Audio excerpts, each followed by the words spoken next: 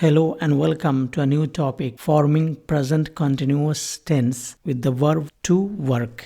We have the affirmative form of present continuous tense, then we have negative, interrogative, and with question words. So let's see. He is working. Affirmative form of present continuous tense. Its negative form is he is not working. Interrogative form is he working? And with question words, why is he working? Likewise, she is working. She is not working. Is she working? Where is she working? It is working. It is not working. Is it working? How is it working? Tom is working. Tom is not working. Is Tom working? Where is Tom working? I am working. I'm not working. Am I working? Why am I working? We are working. We are not working. Are we working? How are we working? They are working. They are not working. Are they working? Why are they working? You are working. You are not working. Are you working? How are you working? And with plural noun, men are working, men are not working, are men working, why are men working? So these are the total number of structures of present continuous tense with the verb